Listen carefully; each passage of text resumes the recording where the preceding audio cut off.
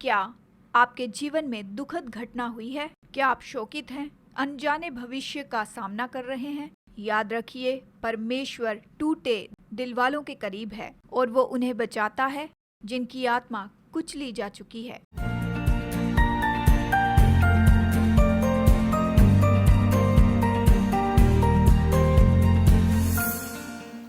चिंतन में आपका स्वागत है। मैं हूँ अबीगेल शाफ्टर। बड़े ही आनंद की बात है कि आज आपको परमेश्वर का वचन बताऊं। आइए परमेश्वर से विनती करें कि हमारे देश में काम करे और हमारे देश को चंगाई दे। आज हम ऐसे विषय पर बात करेंगे जिसके बारे में अक्सर लोग चर्चा नहीं करते। मेरे चिंतन का विषय है शोक और मैंने इसका शीर्षक रखा है जब दुखद घटना होती है। और मैं चर्चा करूंगी भजन संहिता अध्याय 34 वचन 18 से। क्या आपने दुखद घटना का सामना किया है? मैंने किया है। एक बात मैं जानती हूँ कि दुखद घटना का अनुमान नहीं होता। वो दिन बाकी दिनों के जैसे ही था। मैं बस 13 साल की थी। मैं स्कूल में बहुत अच्छी थी। स्कूल के नेटबॉल के टीम की सदस्य थी, वेस्टर्न बैंड की सदस्य थी और मैं लीडर के रूप में बढ़ रही थी। ये बस दूसरे दिनों के जैसा ही था। मुझे याद है, मैं सुबह जल्दी उठी और स्कूल की तैयारी कर रही थी।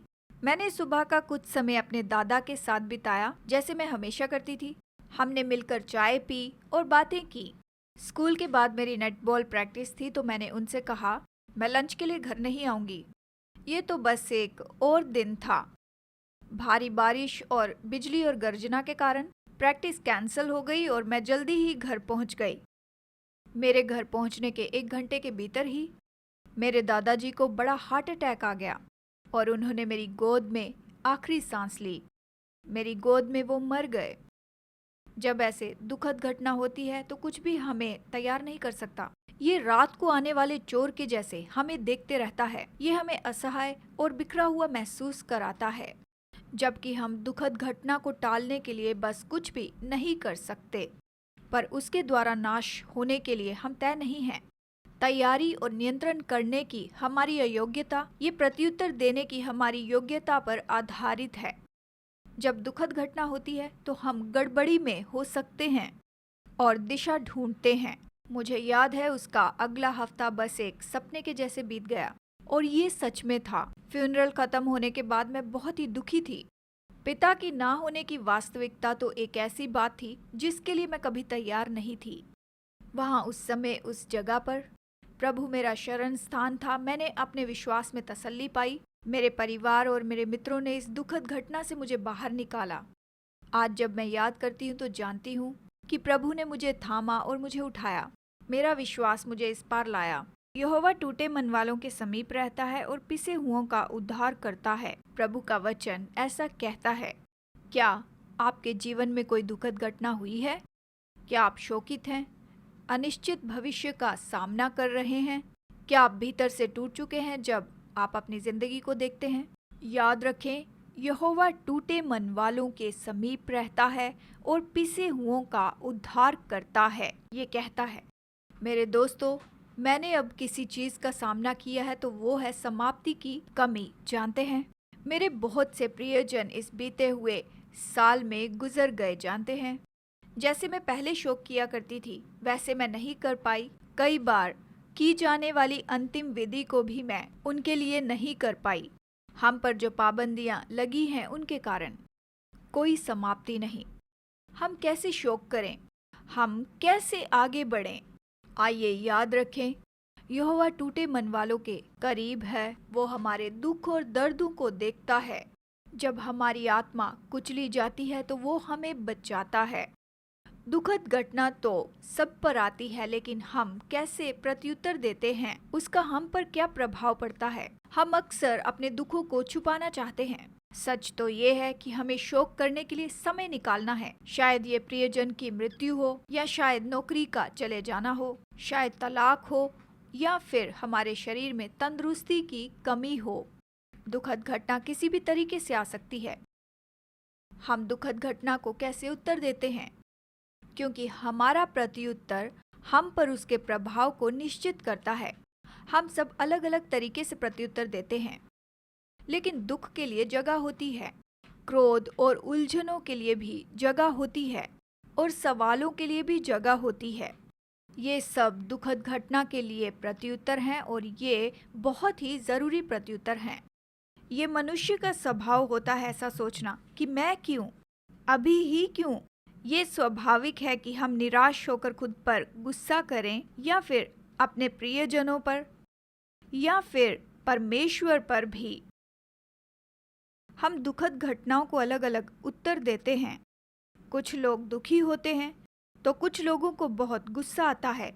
दुखद घटनाओं के समय हमें निराशा और डर जकड़ लेते हैं तो ये पूरी तरह स्वाभाविक है। निराश, त्यागे गए, अकेला महसूस करें।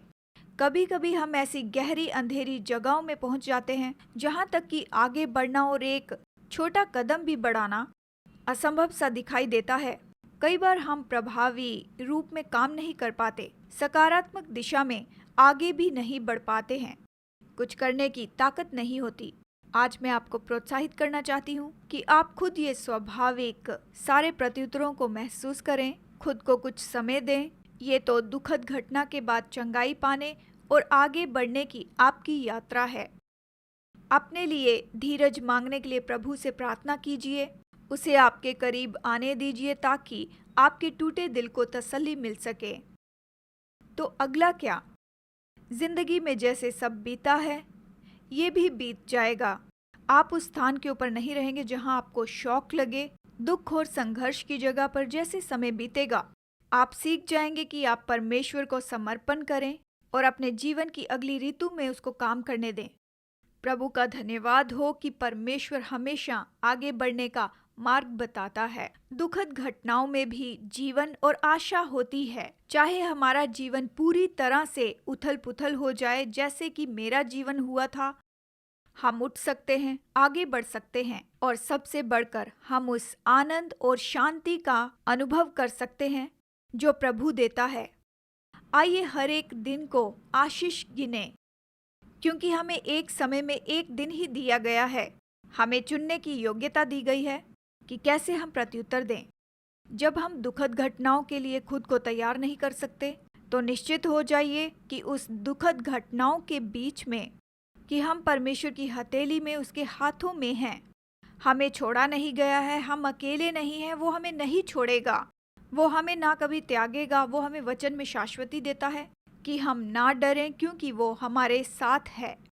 आइए इस प्रतिज्ञा को ले लें क्योंकि वो हमें तसल्ली देने के लिए योग्य से बढ़कर है। हमारे टूटेपन और खोए हुए समय में एक 13 साल की बच्ची की बुद्धि की बात बताना चाहती हूँ। मेरे पिता के मरने के कुछ महीने बाद मैंने इसे लिखा और इसका शीर्षक है जीवन। जीवन कुछ कड़वा और मीठा भी है, जिसमें हम सामना करते हैं विजय और हार का, जिसमें हम बोझ उठाकर उसे सहते हुए चलते हैं। हमें कमजोरी और व्याकुलता में हिम्मत नहीं हारना है। हमारा स्वर्गीय पिता हमें मार्ग दिखाएगा और भटक जाएं तो वो मार्गदर्शन करेगा। इसलिए अपने दुख और दर्दों को बाजू में रखिए और आप खुद से कहिए, मैं फिर से कोशिश करूंगा। मेरे दोस्तों, क्या आप अपने बोझ को प्रभु के चरणों में आज रख देंगे? आइए प्रार्थना करें। अपने सिर झुकाइए। पिता, आज हम आपके सामने आते हैं। हमें ये याद दिलाने के लिए धन्यवाद कि आप टूटे दिल वालों के समीप रहते हैं, जिनकी आत्मा कुचली गई है, आप उन्हें बचाते हैं। प्रभु, हमारे टूटेपन और दर्द में हमें छू ले। तेरा महान प्रेम हम तक पहुँचे और हमारे खालीपन को भर दे। हर दिन हमें नया बना, हर दिन के लिए हमें आशा दे प्रभु, जैसे हम ये जानते हुए आगे बढ़ते हैं कि तू हमारे साथ है। यीशु के नाम में मांगते हैं, आमीन। तो सुरक्षित रहिए दोस्तों, अगले हफ्ते फिर से मुलाकात होगी। मेरे YouTube चैनल को सब्सक्राइब कीजिए और इस संदेश को लाइक और शेयर कीजिए ऐसे लोगों के साथ जिन्हें सुनने की ज़रूरत है कि प्रभु उनके साथ है। प्रभु आशीष दे।